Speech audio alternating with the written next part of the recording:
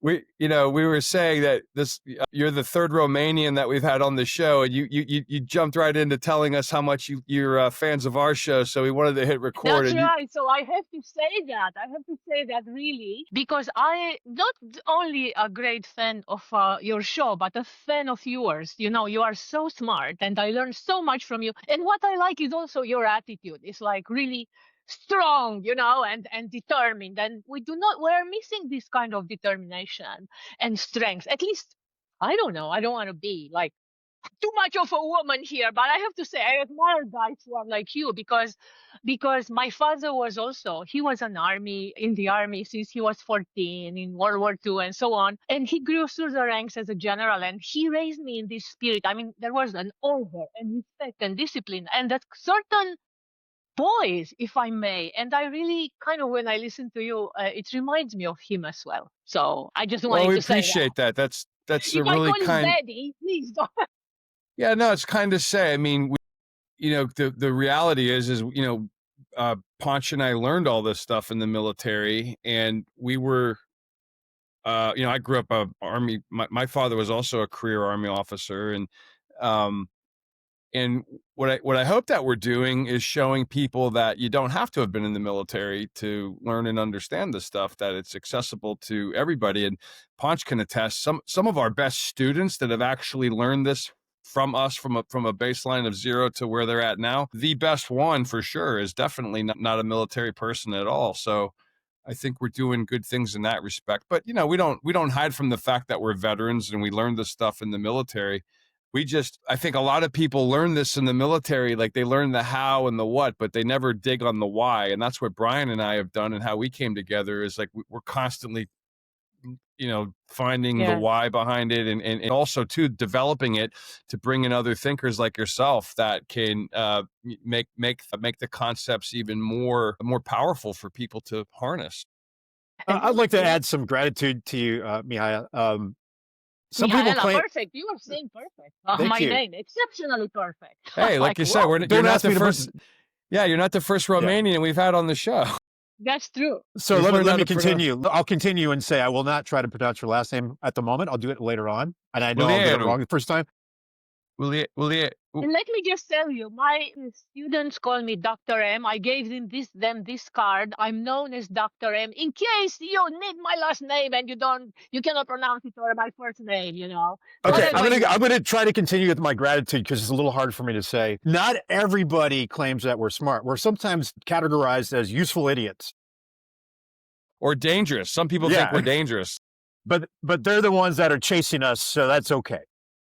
Yeah. I was thinking about that today, as I was thinking about, because it's like the power games in which our world is structured, and governance coming from that space, and that people who are like, especially women, who are more caring and more, let's say, community driven, they are considered useful idiots many times. So I agree with your point. Yeah. But on the other side, yes, I think we have to reverse the whole social order in order to embrace that kind of wisdom and so on and so forth. So yeah, I think, between us useful idiots, let's try to do that and build a better world. I'm obsessed lately with governance and captures and can we ever design a social game that is more symbiotic? Yeah, it's more cooperative, and maybe it would solve many issues. Because I know, I use the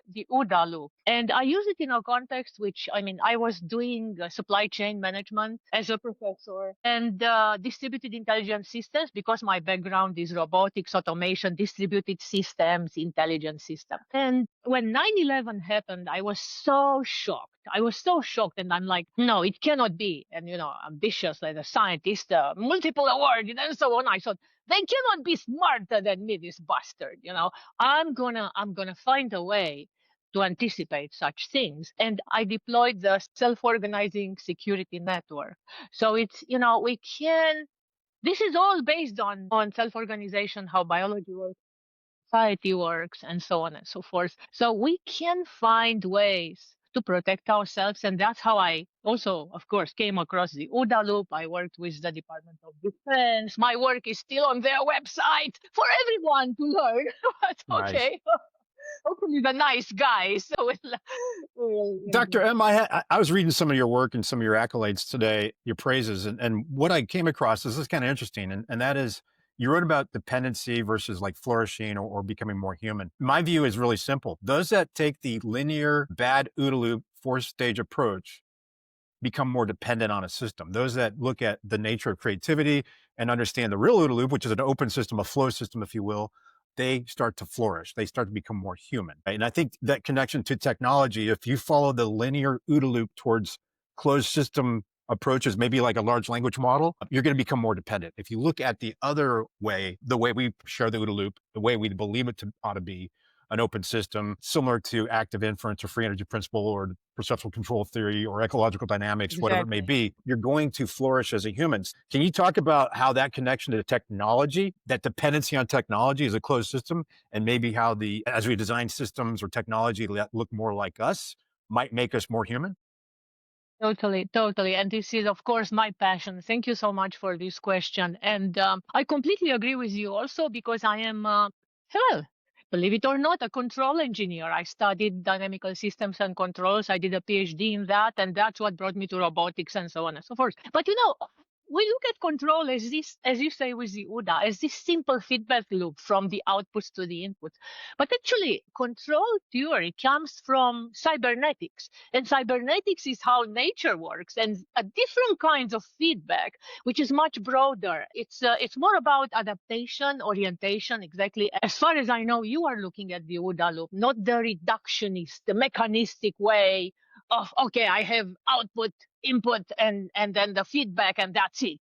So there are many feedbacks and many inputs and outputs. And if you allow me, just to give you a hint about this larger cybernetic perspective.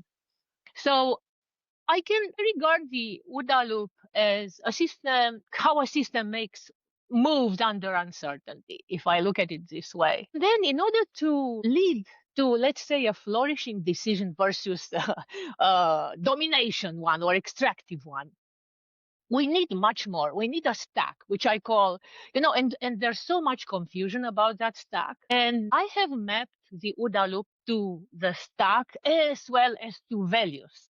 So how do we actually get the right values so that the OODA loop, can accelerate the human flourishing? I think that was your question. Or let me phrase it in this way. And there is, the stack is like justice, ethics, morality. These are the first things that come to mind, yes, in order to do the right thing.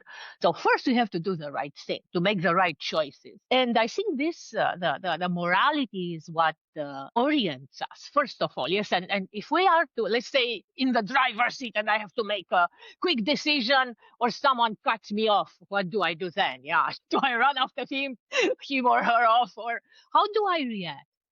So morality is more about what I cultivate inside myself, those kind of values. Then the ethics is the ethics of, let's say, everybody on the road, right? So we want to survive. That's what we want, first of all. So we have to drive in a certain way. Well, in order to do that, to enable that. And that may be also maybe better, more defensive, speaking of more women wisdom here. And then there is a justice layer, which is kind of the code of law. Law is code, code is law. So if that stack is actually what prevents the loop from being hijacked by takers, greedy, violent, will to power, fear, and so on and so forth. However, beneath all this, there is something deeper. And sorry to make it more complex, but that's how it works.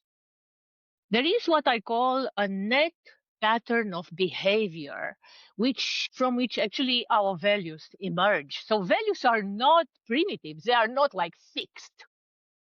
They are this net pattern emerging from generator functions. Knowledge, beliefs, imagination, needs, wants, identity, and attention, which is, of course, is a big ingredient in the OODA loop. Identity also, beliefs, of course, and knowledge, yes. And the link with OODA is like this generator functions are the deep orientation layer in the OODA loop. Of course, I mean, ethics is my compass. Yeah, I orient myself in my community according to unwritten rules. Yes, the social contract. That's how I call it. That's how we call it, the social contract. If we don't turn these levers, this generator function, the system will always step back into old behaviors under stress. No matter how good the ethics is, no matter how the laws are written, code is law, no matter how rigid that is. In order to understand these dynamics, we can think of the OODA as this decision metabolism of let's take an example, because I mentioned the social contract. We are in a community, let's say a scientific community, or let's say my neighbors here who want to make the park and the lake cleaner and so on and so forth. So what do? Observe would mean what you measure, where your focus is, the instrument that are the measurable. So what am I looking at? Yes.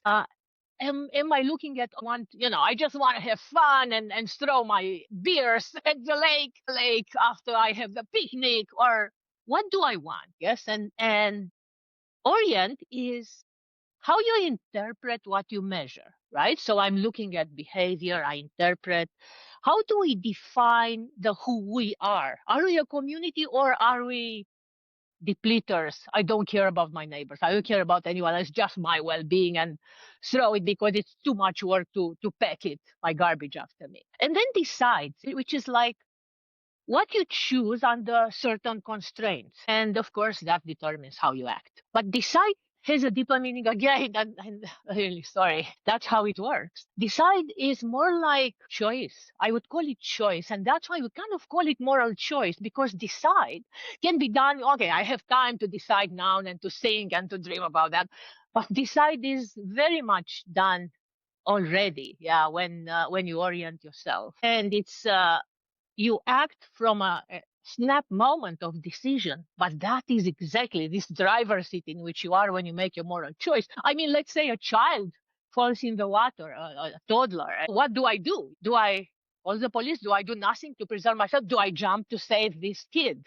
If I know to swim, of course. So this decide, you usually don't have much time to think about it. And that's why, yes, this three-layer stack, the moral, the ethics, the law, they show us how we steer in the right direction. How do we make our choice? That's how it works. They all together form what I call governance as a moral technology, where technology is just a way of doing things, yes, a way of enhancing our lives, a tool, if you want. So we can use governance as a tool, but in order to do that, we have to be aware of the levers, yes, that have to be turned here. So I'm wondering here, and this is for both of you, Moose and Mihaela, governance could equate to orientation. Yes. So ethics and morality and even law, so could connect to culture, potentially could connect to genetics. I'm not sure about that, but definitely will connect to experience, right? So, but I'm leaning more towards culture in this, and I just kind of want to get some feedback and see if I need a course correct on any of that. I think so. The the morals and ethics that someone possesses or an organization possesses is going to be inside that'll reside in orientation. And as we interpret things, as you're saying, Dr. M, I would add to what you said about decisions that they're hypotheses of what we think is going to happen, which may or may not, but we base those off of orientation, which would not limit morals and ethics. Someone's morals and ethics are going to shape how they sense. They're going to shape what they see, shape how they formulate decisions and how they act. But let me add this, Moose. So patterns of conflict and the other briefs by Boyd, we attack morality, right? The center of gravity would be governance. So that kind of makes sense. Okay. No. So I never made these connections before until today. So thank you for that, Dr. M. Can I say something about culture? I think you asked both of us, so please allow me to say something. Yes. This is totally, and it is also emerging. I should have maybe called it culture than generator functions, because I mean, what's generated by this is culture. I mean, just take identity, one of these generator functions. Are we stewards? Are we owners? Are we, what are we? This is the question. And once I give an answer, this is the culture which is going to happen in my community, right? Are we good neighbors? Are we predators? What are we? And also, yes, if we change the incentives, that is the orientation again. According, you just mentioned, yes, maybe genetic. I mean, of course, as humans, we need food, we need energy, we need a lot of stuff. So there are the needs, again, which orient us towards making decisions. But I think the identity is the main thing, and the attention are what creates the culture. So you brought up incentives, right? And if we were to put a boundary around our individual OODA loops, to say we have one, and we talk about systems driving behaviors, or the way the system is structured, it drives how, so it controls us generally. And we talk about control being outside in, bottom up a lot of times when we talk about the OODA loop. We've had guests on here from ecological dynamics, human factors, talk about affordances, attractors, and constraints, right? So if you change the constraints around in the environment, it can almost control how you act, how you behave. So is that what you mean by incentives? Are they outside? Are they internal? Are they both? Where would you find them? In an organization, for example, an organization wants to correct or change its fit, its internal structure to adapt to the external environment. So we're talking about a business here, right? So the incentives that the executives put within their organizations will ultimately drive the behaviors of those members of that organization, those team members, those employees. So that's one context. The other context would be potentially politicians, the military-industrial complex, that type of thing. I just want some clarity from you, or if you can help us navigate this a little bit better. Incentives, are they external or are they internal? Or is that dependent on They boundary? can be both, but Okay. it depends, because if they are external and they are, let's say, on my mission statement of my company, yes, we are giving, we are democratic, and so on. But then the CEO behaved despotically, right? And because the internal incentives are not aligned, and that's why I'm saying this moral compass, yes, has to be cultivated. I think the incentives, if they are external, they don't have much effect. They become this branding lip service. If incentives are aligned, and that's the alignment problem also with AI, but I think the alignment problem is the main alignment of humanity. Sorry to use this word because it's not very popular in our day and age, with morality, with doing the right thing, no matter what, then it's going to work with the incentives. So that's what I would say. That's why we have to cultivate. That's why the culture, yes, changing culture is so difficult, because we have to cultivate this moral body, and it starts, I think, with education. Definitely, it has to. It's very hard to change it once you grew up in a certain mindset, and then to change that, not easy. What I appreciate at the military is this sense of duty and this internal alignment, which always military people exhibit, because that's what they drives them, yes, to give their life for something, for a cause. If someone just tells you from the outside, okay, well, go and give your life for the freedom of your people, would you go? Don't feel it inside if you're not there. So that's my answer. So this is related to complex adapted systems, and I think the direction that we've been led to believe is that if you amplify the probes or attractors within that system, or the constraints within that system that you want, that drive the behaviors, and you dampen the ones that you don't want. So I think this is very important to talk about, because there's the strong connection between John Boyd's work and complex adaptive systems is there. We've done exploratories on this with Dave Snowden, actually.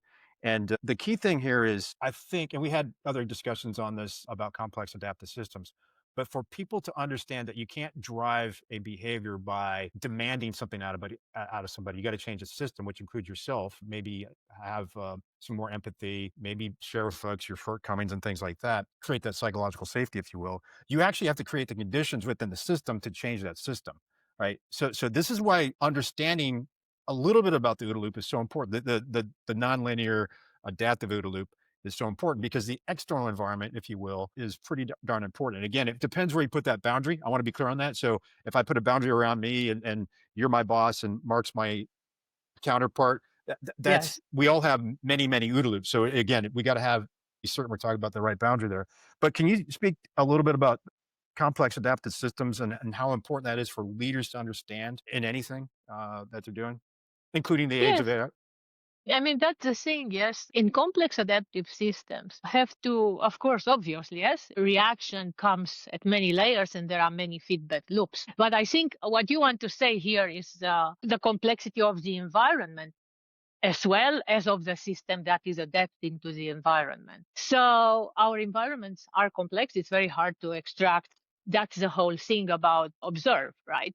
So what do you observe is very critical. For example, morality shapes observe by keeping humans visible. I mean, do I observe the stock market or do I observe how my actions on the stock market, let's say if I am Bill Gates or whoever, affect the rest of the world? I mean, do I take everything for myself or I give as well? Who is affected, who is being hurt. These are things which, again, can have an effect. I think, you can call it complex adaptive systems, but the thing is still an individual can influence what is outside through their choices. Depends, of course, on the concrete example, right? So a failure mode for observe is like, the loop can run simply on propaganda. I mean, let's say the rich guy can say, I'm a giving person. What I'm doing is just because I want to do more companies and so on, more, give more business, which will make more jobs. But in fact, they are taking from the rest of us. Let's put it this way. And what can result is a captured manipulated picture. The main thing in complex adaptive systems always, of course, is orient. That means answering something like, what does it all mean, right? The meaning, which I think I heard Mark in a podcast recently talk about that. What story are we in? It's the most hijacked step. Why? Again, because of lip service, the difference and the discrepancy between what we do and what we say we do. So ethics primarily is an orientation thing where a community interprets events and decides what's acceptable. If you have an ethics, well, winner takes all, and you talk very often in your podcast, obviously you are military guys and have to be winners in the name of our freedom, right? But in the economy, let's say, if your ethics is winner takes all, numbers go up, your orientation will be extractive, right? I mean, it has to be extractive. And then that's how you react. That's actually your reaction to the whatever complexity is there.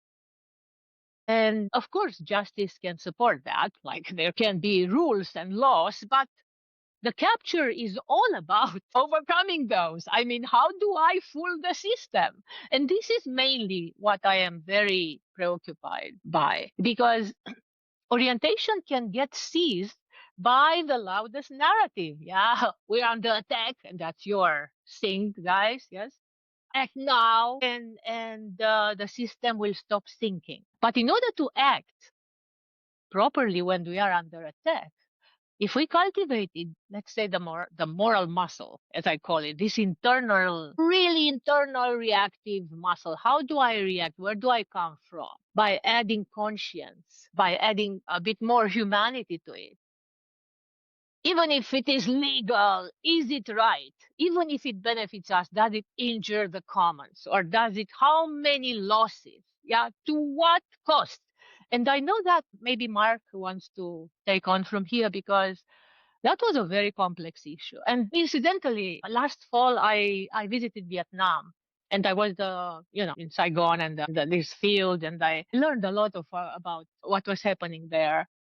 And Mark was mentioning recently, I heard him mention on a podcast about, our morals. Because of that, yes, we lost that war. And if you want to say something about that, I mean, right? Boyd was following what Sun Tzu said, that warfare, just like business, just like marriage, just like anything, can be described in a moral sense, a mental sense, and a physical sense. And in crude terms, we would say that the physical war of Vietnam, the prevailing thought was, well, we're winning all the battles, we have all the technology, we have all the capital, we have the right people, we're dropping more bombs than we did in World War II, and on paper we should be winning. What Boyd's point was is that saying that we won all the battles was bullshit, because the war was actually not in the field per se. It was in the mind, and it was in the mind of the values in this yeah generator function, if I may. yes yeah and law and the opposing side understood that. But then ironically, there were pockets of the U.S. military, the Marine Combined Action Program and the Green Berets, that actually did understand it, and they were making a lot of progress, and it was completely shut down because the brass of the predominantly, what I would call big Army, big Air Force, big Navy, they wanted an attrition war, a physical war, a kinetic, physically kinetic dominating war, and they didn't understand the moral dimensions at all. They didn't have the cultural empathy. They didn't understand. There was a complete disconnect where there was a alternative, which is dismissed as the other war, which actually really did understand what was going on and how to win. Correct. Yeah. Of course, Sun Tzu, you gave the perfect example, because it's all about that. Yeah, Sun Tzu is important, because if you saw I think I sent you my most recent interview I did with John Becker on the debrief, Sun Tzu's Art of War, and Boyd read, like, I don't know what the exact number is, like 7 or 8 different translations. That was the one book that he could find no fault with. And he scoured that pretty hard. Whereas Clausewitz, who sort of prevails in the minds of, conventional military thinking, Boyd was quick to point out the positive things of Clausewitz that he got right, but he absolutely eviscerated where Clausewitz was off and wrong. And I think that was the really big contrast between sort of the Sun Tzu way of thinking versus the Clausewitz way of thinking. Yes, and another thing which is very relevant here as well is about decision making, right? I mean, do you make it in the general's ivory tower, or you allow the soldier in the field to reorient and make the decision from the edge? There's this Albert's book, Power to the Edge, right? So how do you make decisions under time pressures if you are disconnected from what's happening? Again, the complexity of what's happening right there, right now is another. Yeah, I mean, we just had a series of different things with Lieutenant Colonel Assad Khan, who led the 1st Battalion of Marines into fight in Afghanistan back in 2004, or one of the early Marine units that fought in Afghanistan, and he was talking about the disconnection between people on the ground that he was leading versus the people in command at the higher levels, that there was a massive disconnect culturally, where they didn't understand what they were getting involved with. They didn't understand the cultural codes and the cultural norms. We had a private briefing with him with our founders subscribers yesterday, and he was quick to point out how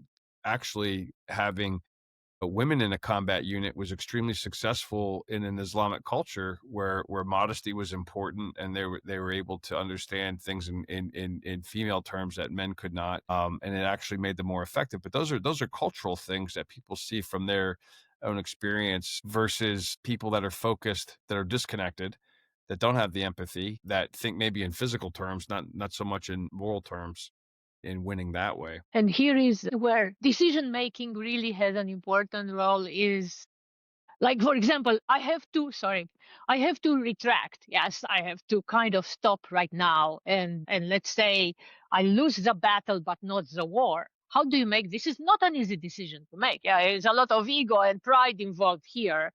But the question is, I mean, do we ask ourselves, do we sacrifice our soldiers for a speedy? Well, let me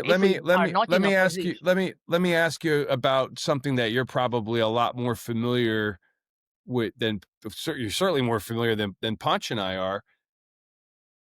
But I remember, I'm a American Gen X kid. I think I was 13 years old, and it was around Christmas time. I want to say 1989 in your home country.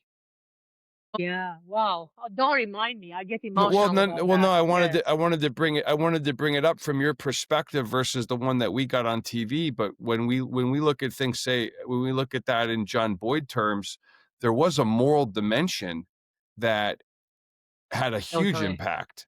When on the other side, there was you could say, well, They had all the physical, they had all the capital, they had all the weapons, they had control of everything. But at the same time, was it the moral impact is actually what mattered, because that's what it looked like from our vantage point over here, you know. So what's the question exactly? Because so many things happen there. So and like, we compartmentalize these things and we look at it in terms of when we chop this up and we look at it in broader terms of more than just physical of a, you know, of a leader of a government getting thrown out or whatever, that there are moral dynamics that are just as important as physical. That's true. I agree. Yeah. That's I what think that's what I definitely, and mean. I have to say, I suffered from that as well. Yeah. So because I mean, I felt justice was done, you know, and all of us suffered so much. I do not know if you have seen. There's a recent movie which is even on planes now. It's called The New Year That Never Was, and it's about exactly what happened in those days. And for me, it was even more amplified because I just gave birth to my second son and I was in maternity giving birth when this happened. And we had soldiers coming through the maternity and they brought us down in the basement and put us to feed the babies so we are not found by terrorists who could, they were like terrorists. Nobody knows who they were. Yeah. See, And that orientation it was traumatic. Just off that orientation alone is very different than what your average American saw on CNN or the evening news, because we weren't able to empathize and understand those sorts of things. What was Adrian, when we had him on, he was drawing some contrast about when they would play basketball, because he was on the Romanian national basketball team, and he talked about how they would go into other countries. And what he was always shocked about was how Americans believed the news. Like, he says the difference, I forget the quote exactly, but he was saying something around, you know, in Romania growing up in those days, we knew that everything in the news was completely fake, you know, and garbage. He's like, the difference between Americans, they read their news and they believe it, you know, like they believe what they believe.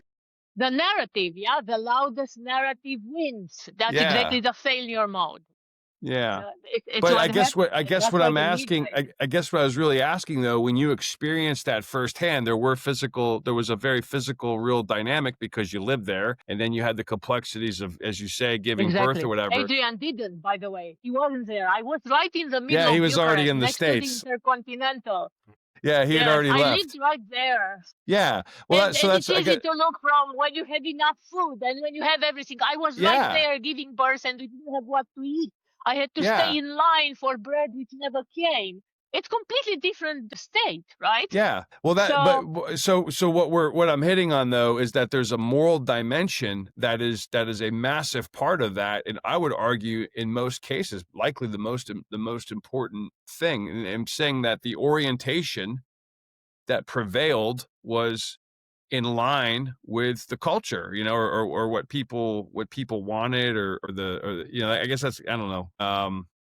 Help me out, Ponch. Like there was a war that was the physical interaction, the moral Well, let's do this. Let's look at today's situation and just go back to your description of Vietnam and the physical side, and let's flip it around to where we are today.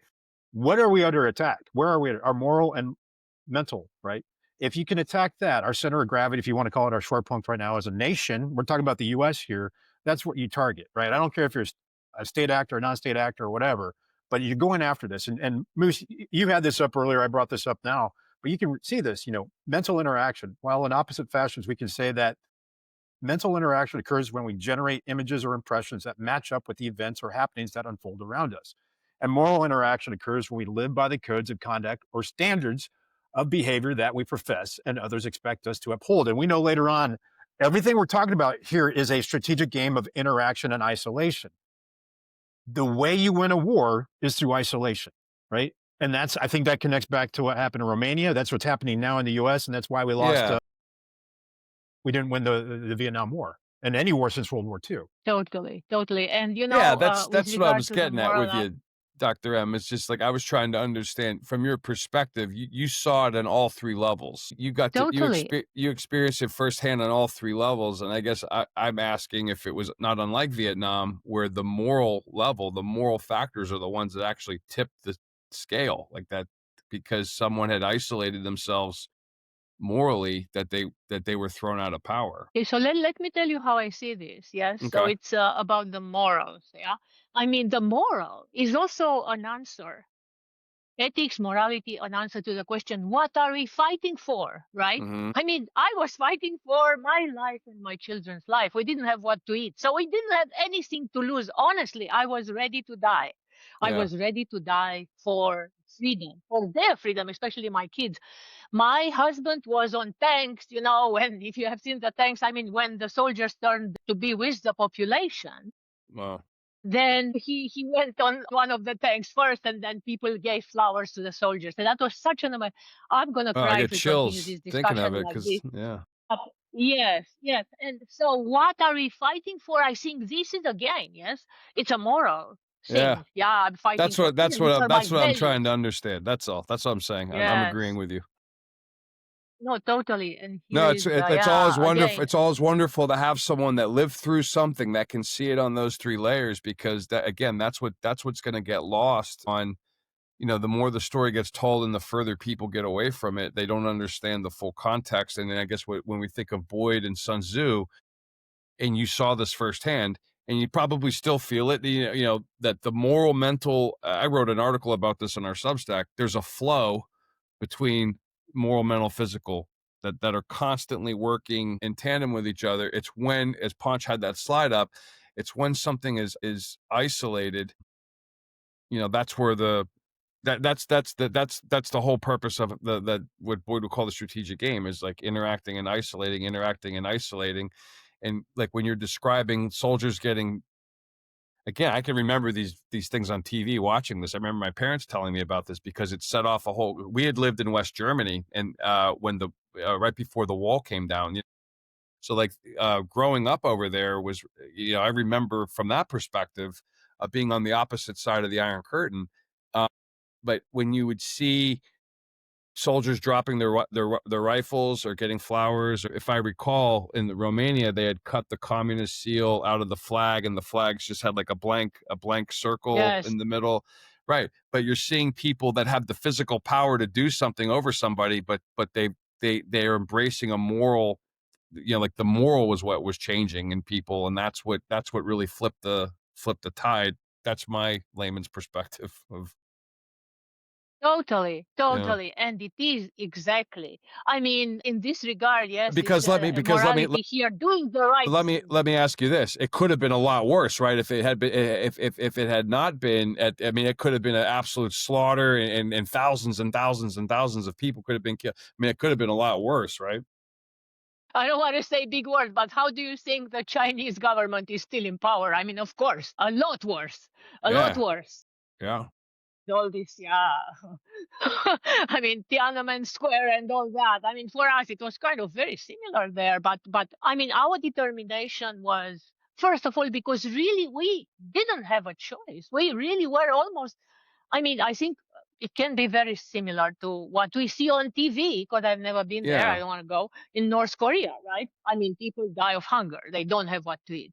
That was our situation. yeah. So And they're completely very, isolated, very right? Like dire, that's complete isolation. completely isolated. Yeah, Only our dictator 2 hours per day on TV telling us how happy we are.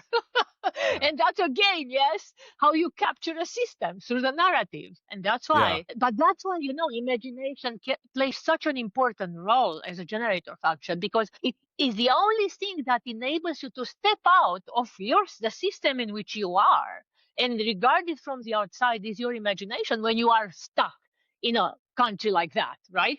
And Mm. then, thank God, we had the dictator's son liked Star Trek, and we had that, So the only thing which I had on TV was Star Trek. That's why actually John I Boyd's decided to favorite study show. robotics. Yes, Yeah, no, it's exactly. You John see, Boyd's favorite mine show. also. Yeah, that's awesome. And that gave us so much imagination, of course, about how the world could be. And I think the dictator allowed Star Trek because Star Trek is kind of, is not an egotistic win lose game. it showed how humanity and others, diversity, can actually live in harmony. Like this, I don't want to call it the socialist dream, the ultimate dream of cooperation and meritocracy and everybody contributing. Mm-hmm. And peace, right? And trying to find the way to peace. And so for us, that was, that gave me the imagination. And also we had Carl Sagan. So these two things inspired us. That's We had, interesting. that's why I became a professor, because of the Cosmos show of Carl Sagan. I'm like, I want to be like him. I want to teach like him. That's what I want to be. And that's what inspired me when I was Well, today, so roll the clock ahead, and the medium has changed quite a bit between social media and AI and, wow, yeah. I mean, bring it now bring us here, how those lessons are so important for the medium that we find ourselves within right now. Yeah, I mean, there are many angles to talk about this, right? I mean, first of all, the media is a captured media, and the social media even more so. So, if you allow me, I'd like to give the original example of the, let's say, so when we moved into the digital world, yes, let's put it this way, we could have done it so much better than how these centralized platforms, for example, now these are not the ones, but if you put your smart glasses on from Meta, everything, all your data, all your information goes to the so-called Mark's world. Yeah, if you play, I don't know if you use those, if you play video games or you go and take a video, all the data goes into Mark's world. So then Meta can improve the, Right.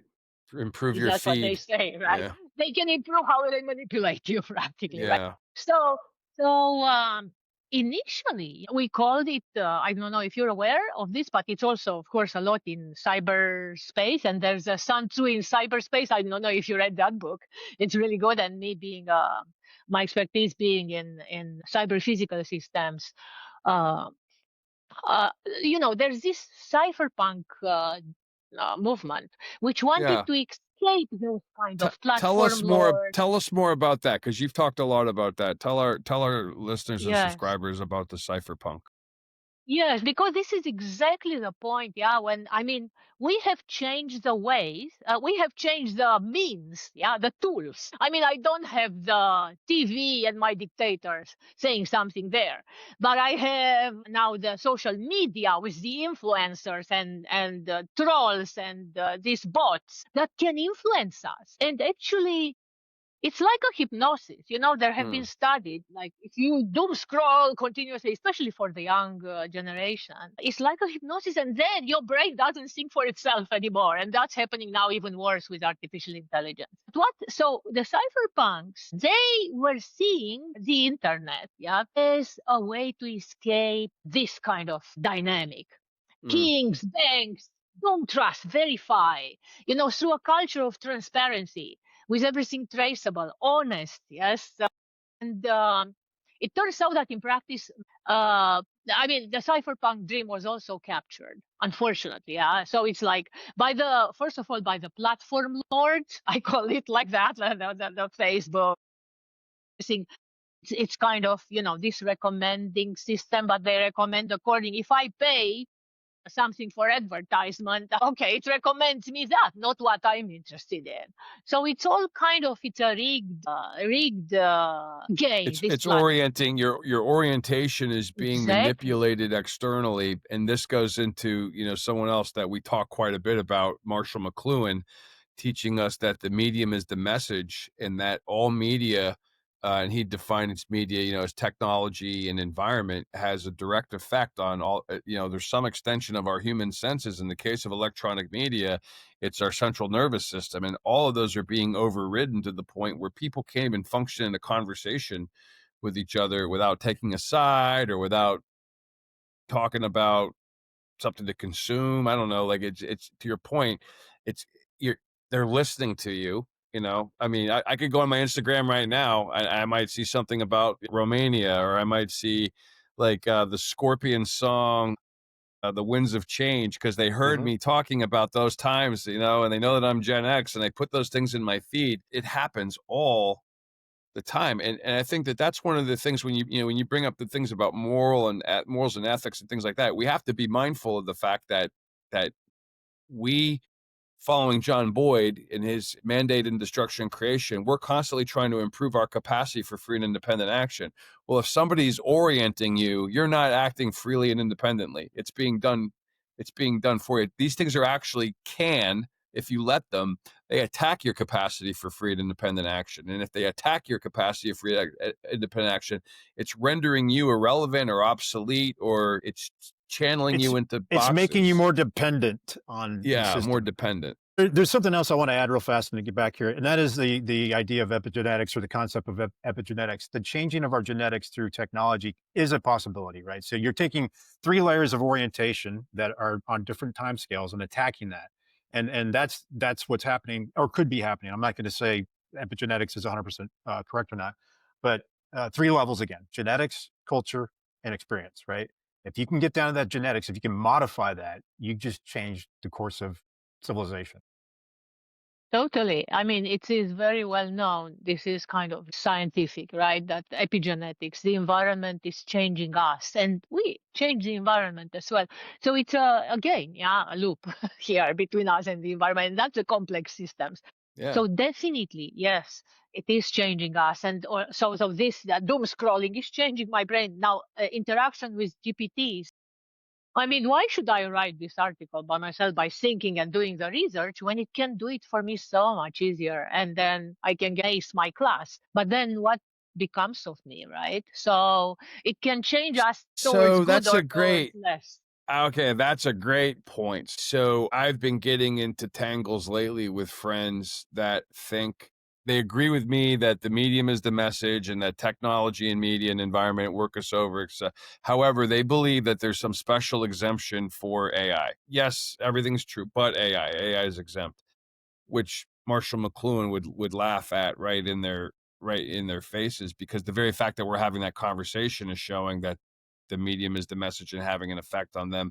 But I think what ends up happening is people undermine. Now, we're all old enough to remember when Google was deemed cheating, and you weren't supposed to Google things, and you weren't supposed to use search engines. You were supposed to go to the library. You were supposed to go to the card catalog. You were supposed to, you were supposed to check out books rather than read them online. And again, if I may, as a woman, I can say, same with Google Maps. I was driving with the map on my knee in Romania with 2 babies in the back of the car, and I could find my way. Now, no way now, Well, so thank you, Google Maps. So here's what's funny. And I say, so one of the things, Ponch and I are both Gen Xers, right? And we're also, Ponch is a naval aviator and I'm a field artillery officer.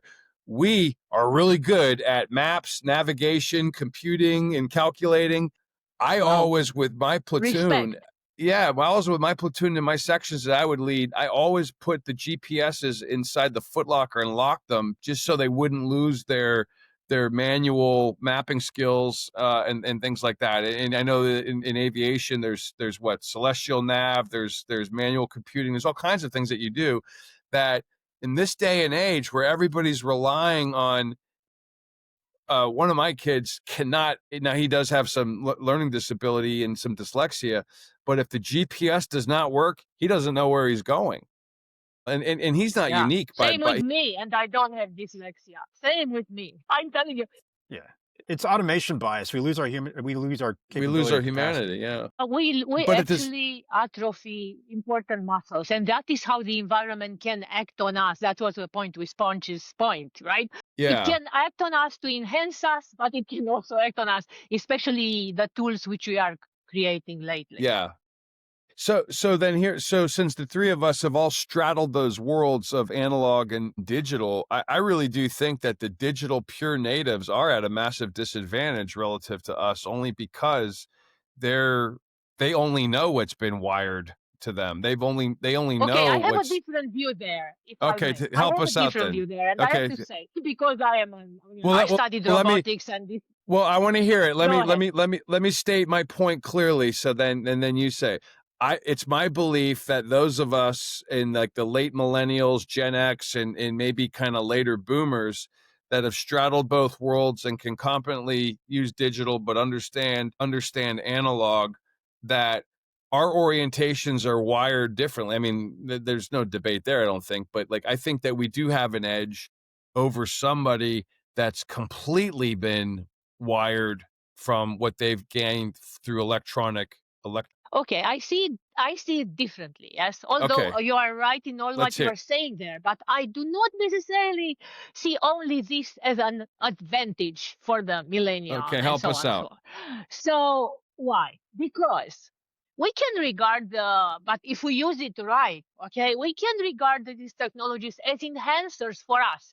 Let's say we are all cyborg now, enhanced by the mobile phones and maps, and we can navigate faster and think faster, and we can plug this capability of the LLM in my brain with chips and so on. We can now, yeah, we can. And download so much information on that chip, but connected to my brain, and then I can make decision, maybe see more, right? One of my projects was this situational awareness, because if I have this, I can see what's happening in the field. If I didn't have it, it was more difficult in the Middle Ages to fight, right? Because you didn't have this situational awareness expanded.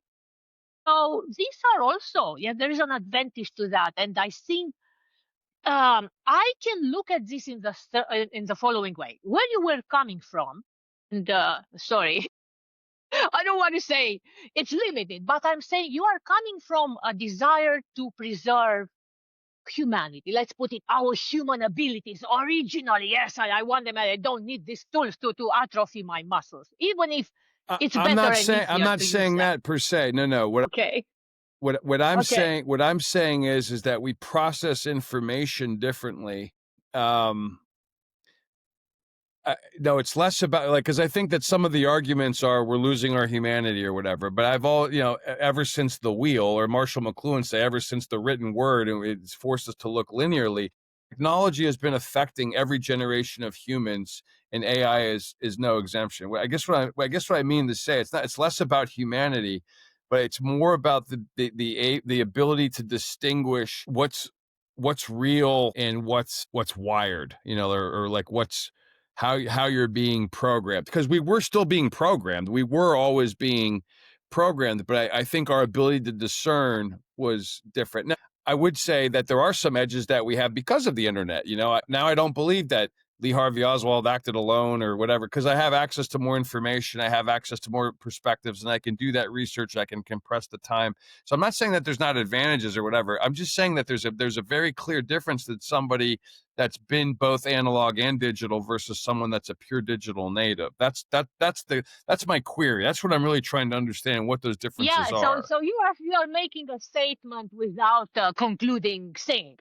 Okay. Yeah. So I can say I am adding something to that then. Yes. And that is the possibility, yes? The possibility that maybe evolution now is being somehow guided, if I may put it this way, or if you can find a better word, by the development of these technologies. Yes, right? They're wired, as you say, but now they're wireless anyway, as we are here. And artificial intelligence, especially. So we may become a new species, something else, right? Which is smarter than us and maybe better than how. And that's happened before, right? That's not unique to human history. That happens all the time. Exactly.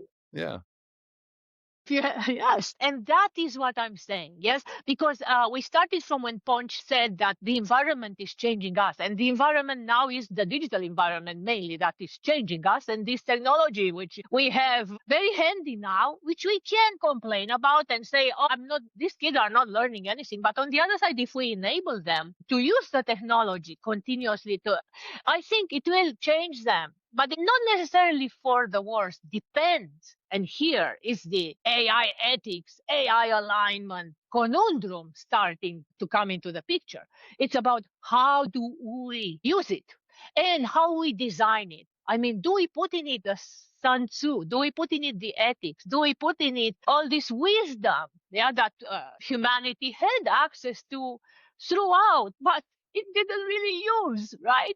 Maybe the AI can help us remember that. And maybe when we ask a question, the answer will come from that wisdom, where there's so much in books, which we never read. Okay, Dr. M. So I'm going to say something to Ponch. Now you tell me. So Ponch, I think that AI, when used effectively, enhances one's orientation because it compresses timescales. It helps you identify gaps faster. And it also saves it. I mean, like the time savings is huge, but the identification of gaps or blind spots that I may not have caught in a manual or analog situation or scenario. Yes. Yeah. So I'm sharing something that I learned from somebody recently who's on this show right now. Tech should amplify our capacity for connection, not replace it. Yeah. This gets back to interaction and isolation, right? So the ethics and governance behind it should amplify our relationships, our connectedness. So the strategic game of interaction or question mark and question mark applies here. As long as it doesn't isolate us, doesn't make us more dependent, that's the path I believe we want to go on. And I think the person on our podcast is that's what she's fighting for. Am I right, Doc? Totally. Because there are those that don't understand those second and third order effects of what they're doing. They don't take empathy within the system. They just execute their orientation to try to change the environment. And Moose, you and I talked about this recently with some other guests. So I read a failure mode, right? So on Substack, so here's the thing. So Ponch, put that quote back up. I just want to make sure I have it right. Tech should amplify our capacity. So here's one of the dark angles of tech, and it's all over Substack. That the article that was in the feed, it was called "Masturbating Ourselves to Death," and what it was saying that the medium that we have now, the modern medium that puts out content creation, right? Where primal human reproductive activities are being broadcast over the internet. They're being consumed and they're being created. But what it was saying was that it's attacking our primal urges of procreation as species. So what it's ending up doing is it's overriding the nervous systems of people in both male or female. That's creating more loneliness. Marriage rates are dropping, birth rates are plummeting, and it's actually amplifying that because they're associating something that they're primarily urging to do with something that's digitally satisfying themselves with digital connectivity and not with human connectivity that would keep the species alive. Totally. And of course, now AI will only amplify that. I mean, you can masturbate to Jennifer Lopez or whoever you like, and it's like she is there, right? And naked and all that. And sorry for picking her, but it just came to mind. So no. I mean, and there's an article. What I'm saying. Okay.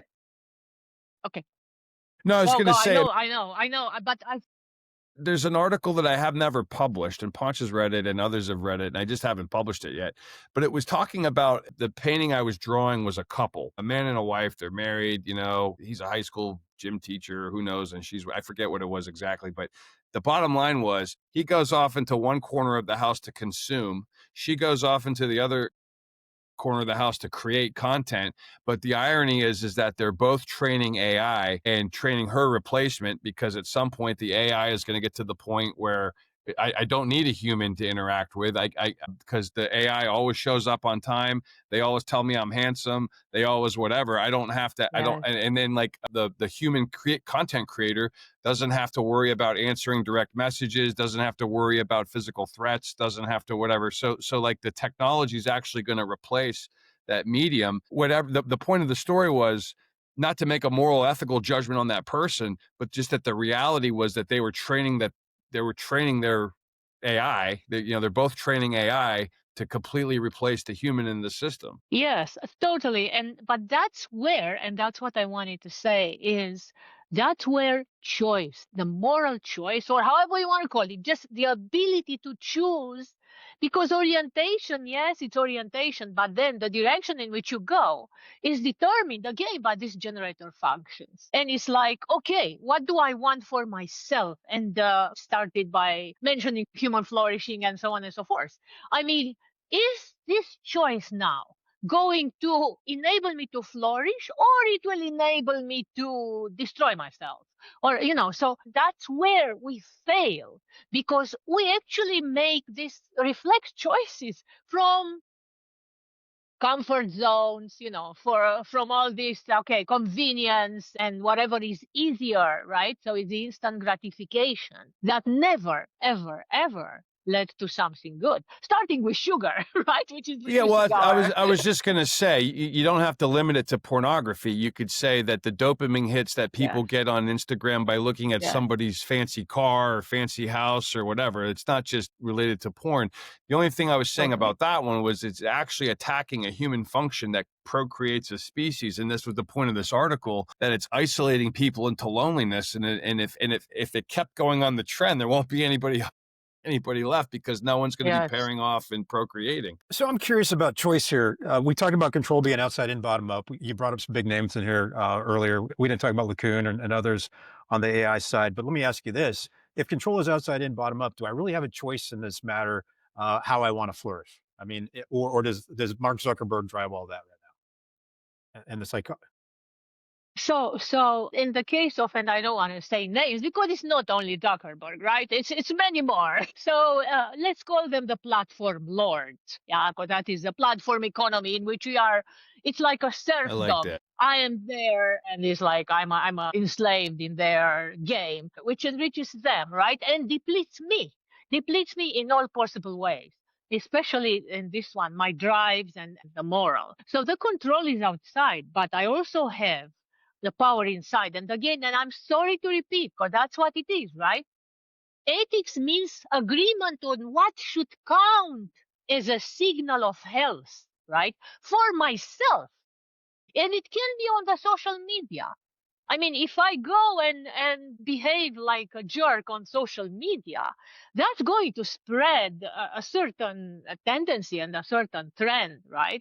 And it's not good also for my mental and for flourishing, obviously, right? Then let's say it's the same, it's addiction. Yes, in order to step out of addiction, yeah, we have programs, right? And so on and so on and so forth. The thing is, we need certain ways in which to train this moral body in order to be able to make the right choices. So again, that is choice. The choice comes from within. Nobody can control me from outside. I don't want to tell the world right now, okay, try me, guys. Try to control me. If you have an internal compass. And that's again when I come back and say, military guys, all my respect to you, because you have trained this muscle to make the right choices, to fight for the right values. And this is what is driving, right? Actually, all what you do, because you are poised to sacrifice your life. And you have to ask yourself, why am I doing this? Right? So maybe we need more of that kind of, I call it discipline, although it's not very fancy in our day and age of total freedom and chaos and let the kids do whatever they like. But discipline, this kind of moral discipline is very important. And I think we can learn from you a lot in order to strengthen our internal control loops so that the external ones cannot really hijack us so easily, capture us, because that's the word I like. Yes, we cannot be captured so easily by the external loops. Well, we say it a lot. I mean, systems drive behaviors, and even military systems, the behavior is not always good. So your point's not lost on us. I mean, you know, there are morals and ethics that we're supposed to uphold and swear to and adhere to. In fact, our guest that we had on, you know, was discussing that, and that's one of the rifts where, you know, there's a disconnect there. But these systems that end up getting created by, you say, platform overlords, I think Buckminster Fuller would call it the grunch of giants. That there is a controlling sort of class, you know, whether it's the platform overlords, the political overlords, or whatever, that seek, as you say, to unduly influence us, that override our choice, or that, you know, that channel us into do things that we otherwise wouldn't do. Always a grunge of giants, because it's one of my favorite books also, and of course Buckminster Fuller, right? Yeah. I mean, well, you know, we are on Spaceship Earth. People don't forget, right? Let me ask you about Buckminster Fuller. So Spaceship Earth, that book, by the way, I think is one of the best John Boyd orientation loop books ever to read. And Buckminster Fuller was somebody that Boyd read. He's on the list of the Quantico archives. Buckminster Fuller also said that automation in education wouldn't necessarily be a bad thing. And Isaac Asimov said something very similar, that the more education gets automated, the more that we have, you know, AI or computers, search engines, whatever you want to call it, the more that we have that offloads the menial and allows us to focus on what's important and allows us to learn more. Because I kind of think that that's where AI is a golden age. If it's offloading menial tasks and things, I don't have to sift through all this shit. I can just focus on what I need to learn and understand. That my orientation can get enhanced. I can increase my understanding of the world, because the menial, the tasks. Isaac Asimov could have described it much better than I, in a better New York accent than mine. But but Buckminster I can Fuller. tell you how I see it. Yeah, because Buckminster Fuller was a proponent of automated education, like automating as much as you could in education and learning. Totally, because in that way you can personalize, but that's exactly again how you use it. And you have to come, and that's again, you brought up a dimension which now it's so clear that it is there. So this internal control, yeah, in order to act and to get you out of any external control loop that is keeping you stuck and destroying you, it's this meaning. It's the only thing, yes, meaning again, it's what. And that's why by automating the menial tasks, we have more time to find our vocation, our meaning. Why are we here? To ask ourselves, if I stay into the porn loop, I will never have time or even the desire or the drive to wonder if that's the meaning of my life.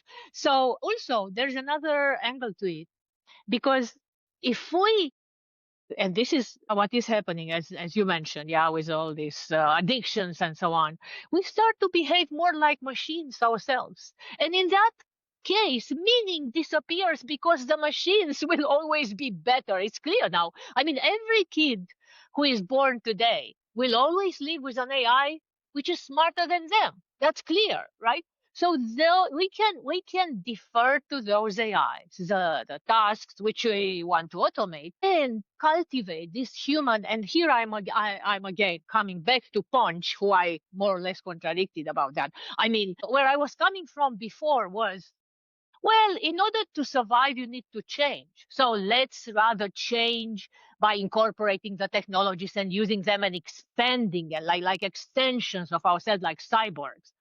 However, in order to find meaning, well, I think still it comes from our roots, from our DNA, as you say. Yeah. So change our DNA, find the meaning, and that's, I think that's the salvation ultimately. So here's a question. So like we had someone on that we recorded with yesterday talking about the decline of society and the decline of culture, and that there is, people are desperate in a search for meaning. Oh, idiocracy. But I think that people, there is a desperate vacuum in our society of people searching for meaning. In fact, on my Contraframe Substack today, I published an article about stolen valor, which is a crime in our country. It's something that Ponch and I are sensitive to as veterans, that when people go around and they pretend to be veterans or war heroes, or maybe they were veterans and they lie about their service records or whatever, that's it's in the United States, that's punishable. But there's also a deeper layer that in many of the cases, particularly a lot of the ones that I see on Instagram and YouTube, where someone's getting chased down or called out publicly or whatever, it's usually someone that's suffering from severe mental health, or someone who's lonely or disenchanted or searching for meaning. And that was the point of my article, was that in a culture and society that does, where anonymity, you can't just be anonymous, anymore. Everybody has to have social validation and public validation and social media validation, etc. That people go to these measures where they'll even commit a crime, or they'll make something a crime in their quest for this affirmation of meaning. And yet it's still all, the signals are still all crossed, because so many people are just focused on the crime. They're not, that's the figure that they see. The ground that's shifting beneath us is that meaning is becoming absent in our culture, and it's getting harder and harder to find and connect to those things, it seems, as the digital world, continues to enhance itself and become more ubiquitous. Totally. And there's so much that you brought there that I'd like to take a few points, if you allow me to comment on that. First of all, because I think, of course, mental health can be also and my father suffered from PTSD from war. He was At 14, they already collected him from the village where he had 16 brothers and he was the youngest. They didn't have food for him. He was practically almost naked and they collected him. They dressed him and he volunteered to go to the war. Mm-hmm. And of course, yeah, so he suffered from PTSD. So I have direct compassion for the people with mental health in this regard, and who actually did make it, yeah, right, and because he advanced as a general and he was teaching in a military academy and so on and so forth. So, but there is another aspect of the mental health here, and I think this is again the dissonance between our DNA and symbiosis with nature and true humanity, which we were talking about here, and the society which is actually praising more and more the takers, right? So, and you mentioned on this valor thing, it was like someone maybe a taker, yeah, trying to capture and again game the system in their favor. Yeah. Yeah, I classify. I just to be clear, I classified it in three categories. There was the person who's like the visible fantasist that pulls out all these fantasies and delusions, and maybe they were physically or mentally unable to be in the military, so they have, but they're obvious because they have the wrong badges, they have the wrong, they just look crazy. Then there's these social manipulators that do enough research and they end up becoming con people. They're conning others into believing something that they would gain some kind of an edge or sympathy or gain favor. And then there was the third one was the embellisher, which is an actual veteran that was repairing refrigerators, but made up a story that they led some charge in a machine gun nest or whatever that just isn't true. And you or they just got kicked out of the military. Yeah, and you just named 3 ways to game the system now. So to capture the system. Yeah. And where I was going with this taker mentality is that actually our society rewards takers. And I can give you, in my opinion, this example of in 2008 big to fail. Those who actually accumulated more and whose game crashed because it was the wrong game, they were rewarded. And then we see that. And I'm like, oh, I see the free rider on my team that is getting, promoted. I'm like, am I more stupid? Why shouldn't I do it? I can play this game better than them. And then we start a downward spiral game. And you already mentioned 3 very creative ways in which. And there's more. And there's others. Yeah. So the OODA loop, again, accelerates, but it can accelerate extraction. It can accelerate the bad thing, or it can accelerate the flourishing. That's again, coming back to these generator functions. What are my beliefs? Where is my imagination? What is my motivation? What is my moral body? Again, yes. If I see the free rider, am I going to do what they do, or what am I going to do? No, this is not right. And maybe I talk to the free rider. This is not right. And then I can talk to everybody on the team and say we have to eliminate this parasite, right? There are many ways, but the convenient way is to copy, unfortunately. Why is that? And it is because internally, yes, we do not cultivate this, starting with education. From the takers, we do not reward the makers, those who actually do the right thing.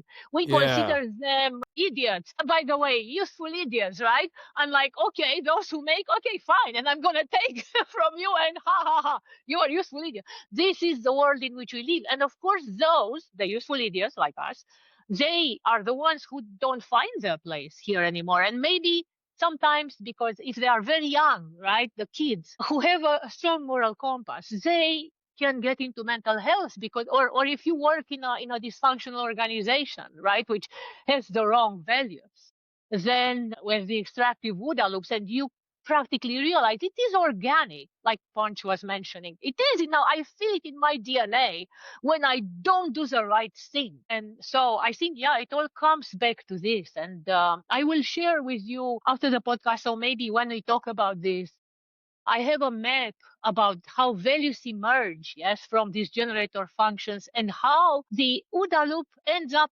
accelerating either the capture engine, for example, yes, lies, free riding, and so on, or the wisdom engine. And I think this is very important, yes, to look at that. Because I do not see, or maybe Liz will know much more about the OODA loop than me, I mean, OODA loop allows our orientation, but which direction we choose to go, still think is determined by this internal inner muscles. That's how I see it. So tell me more about like maker. When you say maker and taker, that the system rewards the takers, not the makers. Yes, it does. It's to Those be or to who do. rent, who Moose, pay the rent, the debt, everything. it's to be or to do right there. Makers or takers, right? Takers are the doer or the beers, right? I'm going to be part of the system. I'm going to take from it. I'm going to do something. I'm going to make something with it, right? So I think that's the nice connection. I was also thinking too, so to Ponch's point, John Boyd said there's a path you could be or to do, and to do are the ones that bring the change, and to be are the ones that take. I also was thinking of Ayn Rand, and if you've ever read Atlas Shrugged, I think of the heroes of the stories are the producers. Yeah, versus the people that were the parasites. That's why it's called platform serfdom, right? I mean, we are put in a situation in which we become captive to pay the rent with our data, with our life, with, whatever I do into the platform. Then I become so addictive that I am a slave there. I mean, there are so many, Uber is also, I mean, when I come from Dallas to my home in Arlington, because I travel a lot, I always ask the Uber drivers, guys, how much money do you get on this ride? And I pay $80 and they get $20. So I'm like, oh my God, this is unbelievable. I shouldn't do that. I shouldn't even take that. But on the other side, I would, who would lose would be the poor driver. And that is the maker, right? And the taker is the Uber C-suite, of which, and, he is very gifted. He was my former student, Garrett Camp. He bought the most expensive home in Hollywood. With what money, do you think? It's again, yeah. So it's this platform serfdom, which we actually praise. We actually praise more and more. I mean, unfortunately, it can be more equitable. It can be more ethical. And artificial intelligence, no matter what we do, because we talk about AI alignment, no matter what we do, artificial intelligence will copy us and will accelerate what we do more, exponentially. Where do we want to go as a humanity? Because this is not like flourishing of who. I mean, who has the power? Who has the levers? Who turns the buttons? It's very complex. That's why I'm still working on it. With governance as a moral technology. What do we do? So, and if the OODA loop can help, if you see any way to take us from the capture games, that'd be fantastic. I believe it can. I'm curious. Can you share with our audience the folks that you're working with, and what kind of influence do you have with not just businesses, but with maybe our government and other governments? I know you were at Davos last year or this past year. Is that correct? No, absolutely, absolutely. And so I'm an advisor to the government. I'm not going to name because of confidentiality. And maybe if you don't like what those governments do, you're going to blame me. I have to tell you one important thing here. When you are an advisor, you advise, but that doesn't mean the government will do, or whoever you advise will do what you advise. And more often than not, they don't. And for example, when I was advising, I was on the science council of one government, and they did not implement the recommendations. And then we were blamed in the press by the people. It's like, it's me. No, we did not. We sent a report which was completely different than what they did. So that's another thing, right? And it's like, how do we solve that one? So, but what I'm doing mainly, I'm developing technology which I believe that will contribute to human flourishing. That is, we have a project called the Beneficial General Intelligence, where we direct the power of artificial general intelligence, which is kind of what's happening now with GPT, but more than that. And we live in the future. I always lived in the future, in a better future, at least how I imagine and I envision it. So how that can help us have a better life, and which kind of products do we want? Products which are enhancing our capabilities, our health, our longevity, and so on and so forth. And so what we train that AI on are exactly what we discuss here, right? The ethics, the morality of from the ancient Sun Tzu and so on to today. We have a lot of wisdom which we don't use because we reduced ourselves to machineries of exploitation of everything. And that's what we learn in school. Yeah, that this is the best thing to do. In the end, it turns against us because we live in this society that, as you say, the loneliness is not only social media. Social media is a reflection of us right now. And that's why the loneliness, because we don't cultivate the togetherness anymore. We don't cultivate the community anymore. And we do not praise those who contribute. It's not a meritocracy. It's a takerocracy, if I may call it this way. I wonder if you mind us asking a strange question, and let me lead into that. So we know that we've heard that large language models can hallucinate. We understand from Anil Seth and researchers like Carl Friston and others that, Bayesian theorem applied to predictive processing, that our perception of reality is a controlled hallucination. So on the topic of hallucinations and human flourishing, do you have any thoughts on plant-based medicine and the possibility of how that might change the course of choice, if you want to put it that way? Okay, well, it's a kind of pointed question, but I will detangle it to answer it correctly, right? So there's one thing, the LLM hallucination, at least from what we know today. And another thing is hallucination when you take plants, let's call it like that in general. So the plants, the hallucinatory plants, are good because they are enabling our imagination. They are helping us step out of the system and enhance our perspective and our orientation subsequently. So it can get us closer to a higher reality. And that is one important thing in order to actually step out of the destructive loop of the addiction, for example. Yeah. So then you get a new perspective and more in touch with a reality which is not immediate. It's not in front of your phone screen with Jennifer Lopez there. So it is a different reality and it is expansive. It expands your awareness. When large language models hallucinate, it's a completely different thing. It is because how they work, it's very limited. They work in a very closed loop in which they only choose the right next word from all the knowledge of the universe. Let's assume they have all that. That knowledge is expressed as language, which is already a limiting factor, right? Because there's a lot of mathematics or other spiritual, if you are meditating, guys, or even if you take, those plants, then you realize, there's a different dimension to reality. While in language cannot always express that.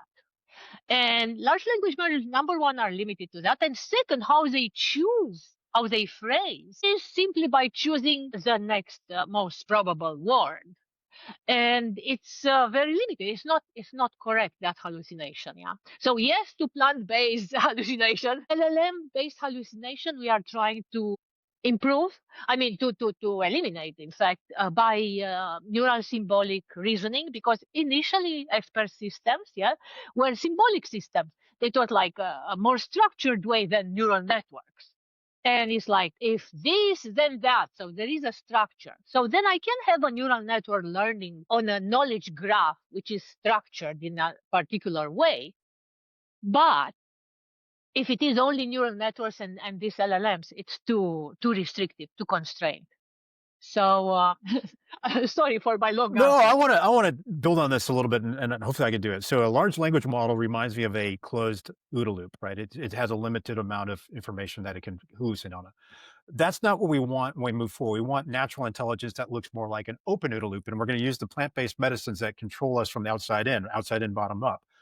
Connection to the environment. We want an AI that looks not necessarily is exactly like us, because I don't think we can ever do that. We just don't know enough about the human brain and all living systems yet. But if we go in that direction, I believe that's going to lead us to the human flourishing or idiocracy. And I showed that earlier, right? You're going to have a choice. You can either become more human and experience life the way it was intended to be, or you can be dependent on the system. So it gets back to the strategic game of interaction, isolation. Moose, can you build on that some more, brother? I can say something before he answers. Yeah, go ahead. I can.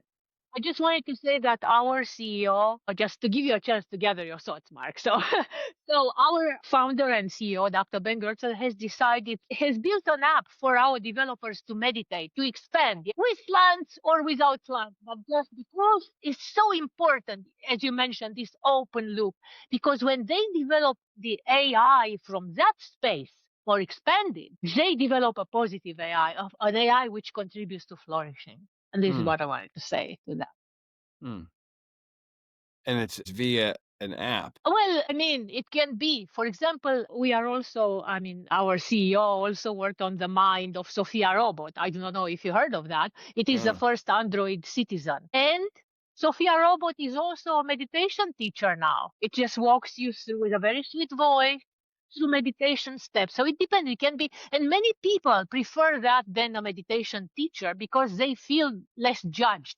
Right. Yeah. Interesting. So I have a platform now that does that. So I can go do, 15, 20 minutes of Wim Hof breathing or whatever with some type of binaural beats in there. So I totally get that. But what I just heard from you is mind expansion through the use of meditation or other modalities is allowing people to become more creative. And I want to make another connection here that people don't really understand.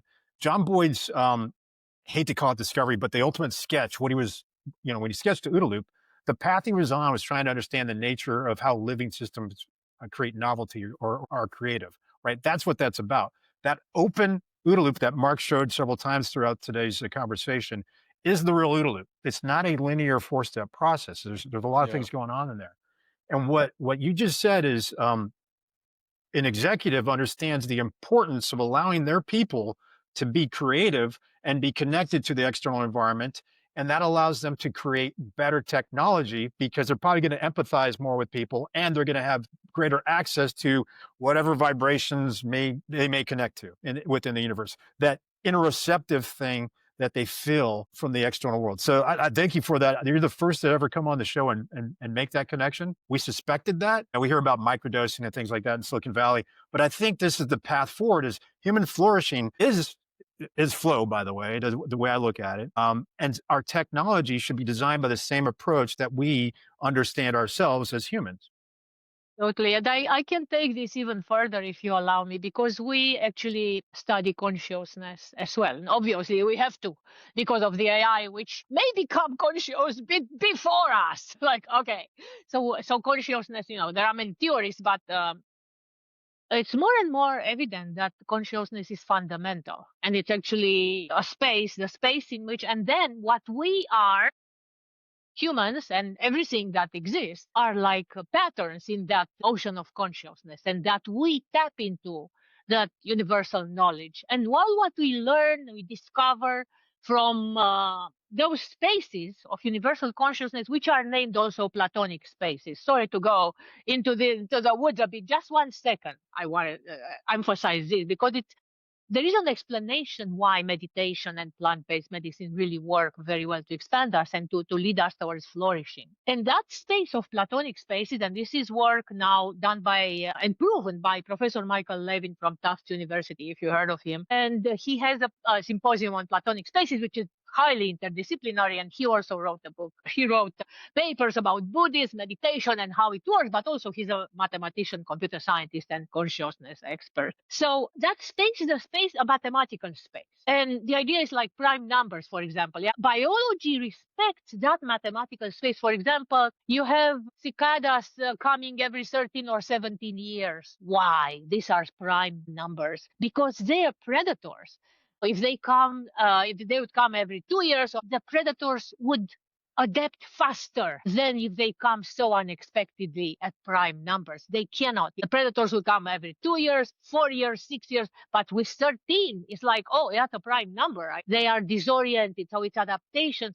And we all tap into those spaces. The idea is, and it is an orientation thing. That's why when you meditate or when you do yoga, you attune yourself to the patterns which are coming from the Platonic spaces, and inspiration, imagination, they all come from there. And there are patterns, apparently, in the universe is, speaking of coming back to Star Trek and Carl Sagan, the universe is made of patterns. And in McGilchrist, who wrote The Master and Its Emissary, and more recently, the matter with things. He also is proving, together with Michael Levin and many others recently, that the beauty, goodness, and truth are actually universal patterns. And that's why we are moved by a musical piece. I'm to tears when I prove a mathematical theorem, which is again from this. It's beautiful, Yeah. And these are these are orientations, which actually, if we meditate, we learn to orient ourselves towards those patterns of beauty, goodness, and truth. And that is, in a word, human flourishing patterns. So that's what I wanted to say. That's why meditation is so important. Let me ask this right now. So genetically, we're predisposed to be attracted to harmonics, geometry, and math, right? Yes, at least I am. And I think that's what we're hearing from other guests that have been on here. So if we have a collective consciousness and we're projecting something out into the universe, we should be able to find those patterns of harmonics and geometry within that. It's not just chaos. I mean, it might be. I'm not saying, but the more by the way, the more we learn about complexity, we move from the complicated to complex. What we thought as being complex many years ago is probably more complicated today because we're evolving. So does that resonate with you that it is possible that we are predisposed as living systems to be, I'll use the word, attracted to attractors that are based off of geometry math? Okay. That's exactly how it works. Actually, today, I'm releasing on my own podcast a series of 3 podcasts, which I will send to you. And it is scientists who I met at the Consciousness Science Conference, which actually proved this, exactly what you say now. They proved that our thoughts are physical, that there is this field of consciousness, which our thoughts is influencing, as you started, Ponch, like the environment influences me and my DNA and vice versa. But our thoughts, it comes from the DNA. Our thoughts emerge through, they call it nested antennas, and so our power of intent actually can change. Apparently now it can change even our past. Our past memories are being changed if we transform, and it's like, I think this is very big part of healing. Sorry to go so. I think your audience would think woo-woo, but it's not woo-woo. It is science. No. We go full. We will go. Yeah, we talk about psychedelics quite a bit on here. We've had guests to talk about geometry. We've had a lot of people push back on it. In fact, recently on a LinkedIn post, one of our mentors, or my former mentors, got upset at me because I brought up the fact that we might be connected by harmonics and telepathy. We've had Julia Mossbridge on here, and I think you know her, to talk about some pretty cool things, right? So we're not saying, we are only curious about what's around us. That's why Moose and I are here, right? That's the whole idea of the world of reorientation.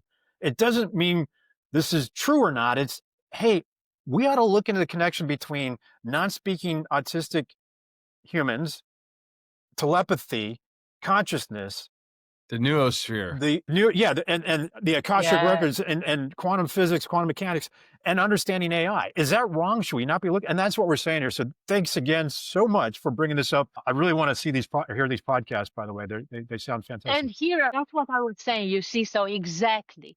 So language is not enough. We cannot express in language. The language is very limited to express all what you said here, right? Noosphere, the field. And the thing is that it is as simple as the electromagnetic field of the Earth. I mean, our thoughts influence that, believe it or not, because I was like, what? So our thoughts are like physical in that way, because there are waves, obviously. Yeah, there are waves. And of course, if we go further with this universal consciousness. I have to tell you a little story here, if I may. So I studied microprocessors in university because I wanted to build robots. And Z80, I don't know how much you know about microprocessor, but one of the first ones and the best was designed by Zilog. Z80 was called, and it was designed, his creator and the founder of Zilog is called Federico Fagin. He wrote a book called Silicon. Federico had I would call it an enlightenment experience, which made him aware of this consciousness is one. And he wrote a book called Irreducible. It's exactly saying what we're talking about. It's proving again. So he was, mechanistic, a classical scientist, like I was trained as well. And then this experience opened his perspective, as we say, with meditation and so on. And so he saw the light, let's put it this way. And then he wrote this book, which is very scientific, about that validates what we're talking about. And that through this fundament, that because consciousness is fundamental, we are all one. But not only us as a humanity, we are really one with everything that lives. Like, this is again coming back to Spaceship Earth, yes, and its author. We are really one with the nature. We have to learn to live symbiotically and, govern ourselves. And that's why, this complexity, self-organization, we have to change the way in which we live and give up the mechanistic ways and live more organically, if I may call it this. So it's okay to step away from materialism and into some other realm and try to explore that. That's what I'm learning from you. So I'm kind of curious. So going back to the telepathy tapes in 2024, I think they were the #1 podcast. Not everybody's tuned into that, or I did.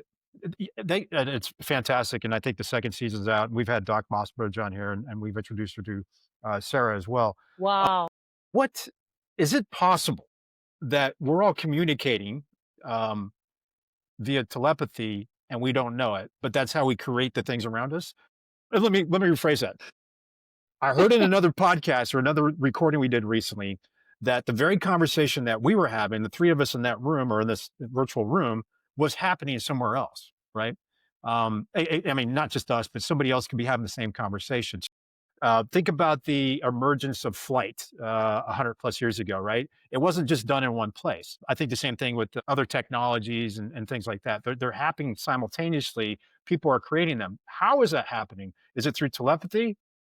Any thoughts on that? Yes, I have a lot of thoughts on it, my dear Ponch, because, and don't envy me, please, but maybe you know from my LinkedIn that my job description is called Chief Alchemist, right? Well, I have to tell you, this is exactly how I operate. And I am sure that I'm on this podcast because I created it.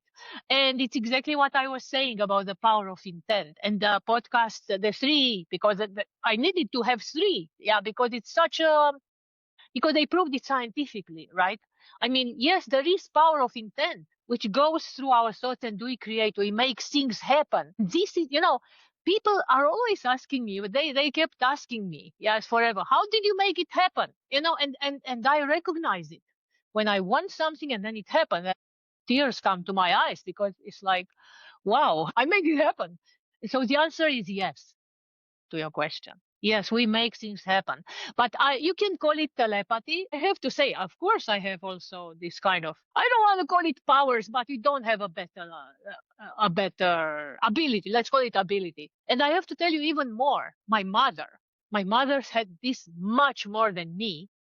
Maybe, I do not know why. Maybe it is also, as we know, with autistic kids and so on, I think it's some people have this developed originally, like that the DNA is structured in such a way that they have that capability more developed. And my mom really had it, that both me and my father were sometimes scared, but she knew the future, exactly like Julia with her premonition code. And we were like, oh my God, how do you know? One day, I have to tell you this example, just sorry about that. You can cut it if you want. So I was, she was going that far as to tell me what I will get at the exam. And I'm like, nah, they're not going to give me that. I'm not learning that. Okay, it's up to you. And you will sit in the front row. And I said, no, my name is with you. I will sit in the last row. You are totally wrong. Well, I enter the exam room. I sit in the front row. I'm like already crying because I knew.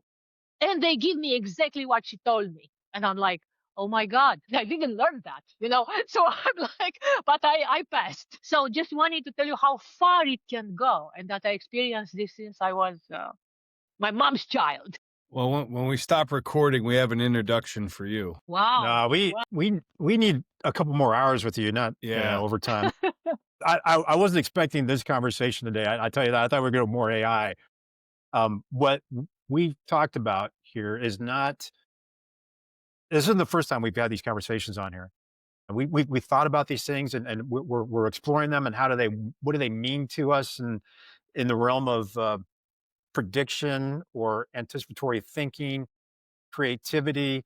maybe even in the healthcare, right? There's a lot of things that I believe the combination of human flourishing with AI and what we just talked about is the future forward. That's the path I want to see happen. I don't want to go down the idiocracy path, right? I want to go down this path which makes us amazing humans.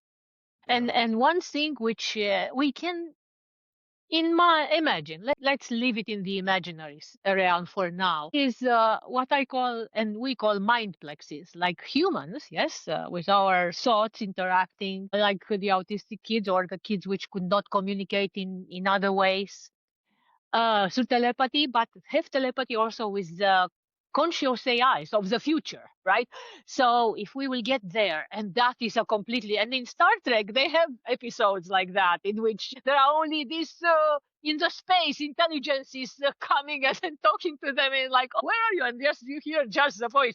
Okay, I learned your language just to express myself as you cannot understand. So it is, yeah, there's still a lot to discover, and our imagination, yes, can take us in many places.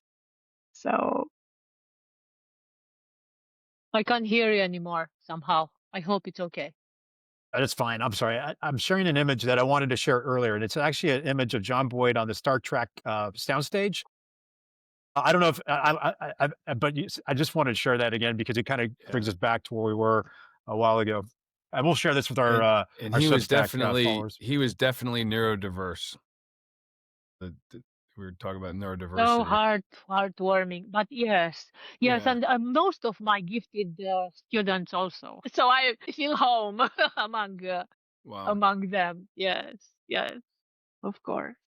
Yeah, I have like another 3 hours worth of questions, but I think we'll have to bring it Yes, to a we close. should do this again. Hey, And maybe we also appear on podcasts ourselves, as you know, so we'd love to come on yours exactly. too. So Thank you. Yes, definitely. But would you come separate or Doesn't matter. together? we do either I or. want to see how you by yourselves as a professor. Yeah. Well, we do both. So yeah, we've actually been on the same podcast in different installments where someone will have me on and someone will have Ponch on. Because I have seen you alone on this latest one, Mark. That's why I'm asking. I think it's also alone. Yeah, yes. I flew out to LA for that one. That one's getting an interesting about that one. What we were talking about earlier about the shattering of linear OODA. I mean, that was to an audience, and then I ended up doing a 5-hour training session with the audience of that particular podcast.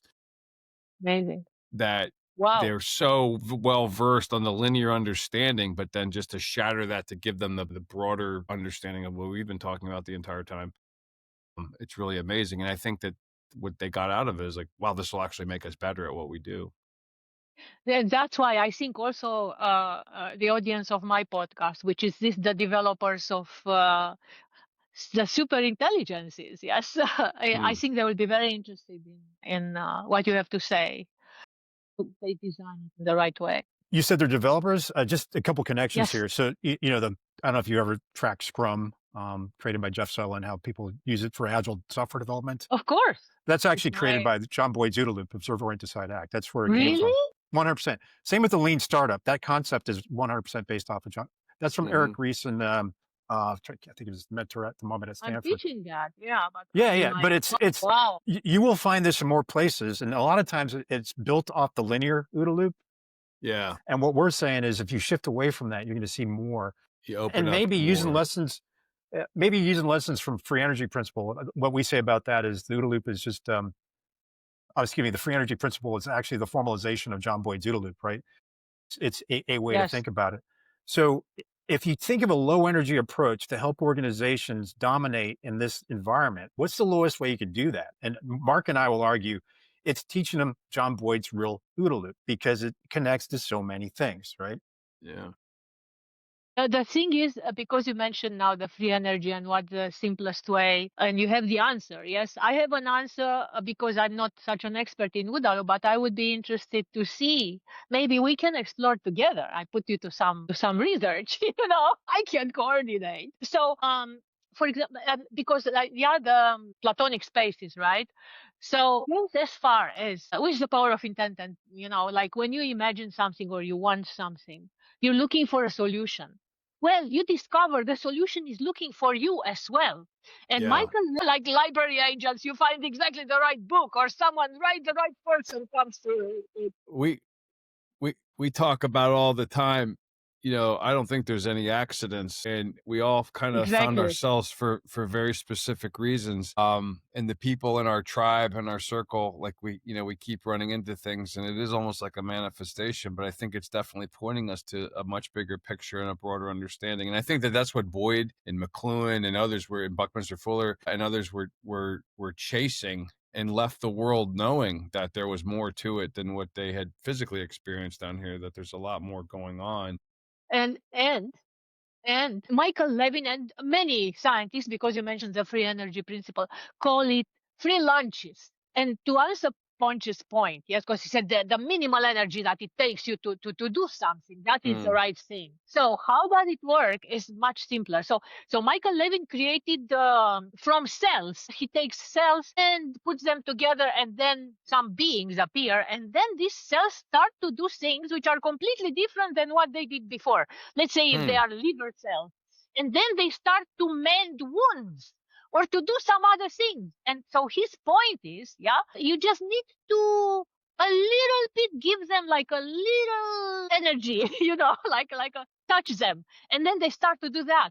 And his point is, because that's these platonic space patterns ingress into our behavior, and they ingress also into those things. So that is the free energy, the free lunches. It's the minimal way in which you can do something, but it is more fundamental because it is in our DNA, as you said. And then it's a knowing, it's an inner knowing which we have to cultivate. And then we would know the right thing and the fastest way naturally to do human flourishing, I call it. That's the result. Yeah. So I'm curious. So I've had a professor reach out to me today, wanted to talk to Carl Friston about attractors and the free energy principle and things like that. That's a discussion I'd love to have with you. Again, we're at 2 hours a day. There's so many more ways. Wow. This is fun. Yeah. Let's, I would say. Oh, I mean, I have so much more to say, but we will. So do we. I have you on we got a lot to learn. Yeah, no, we would definitely, both individually or as a duo, Ponch and I feed off each other. We come to the same conclusions most often, but from two different backgrounds. I'm more kind of the liberal arts guy, and he's more the science, neuroscience guy. Yet I always joke that it's like John Lennon and Paul McCartney. Like one's like to the point, real. The other one's kind of. I try to be melodic. In between you, I have to say, I'm both a poet and a mathematician, so I fit well here in the middle. Yeah, that's my aspiration, for sure. So yeah, but I mean, because there's a lot more to cover. But we wanted to. We have a lot to talk to you offline when we stop recording, but we wanted to say mulțumesc for coming on the show. And thank you so much for the invite. I mean, I'm like, again, I don't want to take too much credit, but I know I made it happen. Sorry, guys. Maybe I give you some credit, but okay. That's okay. So let's go back to one point. We're all one, right? That's right. There you go. Thank you for was a bit. No. I'm saying you're right. Today. You are us. We're all one. So you made it happen. Yeah. Just like Dr. Bronner's soap says on the bottle. Anyway. All right. We're going to stop recording. Mulțumesc. If my pronunciation was right. Thank you, mulțumesc.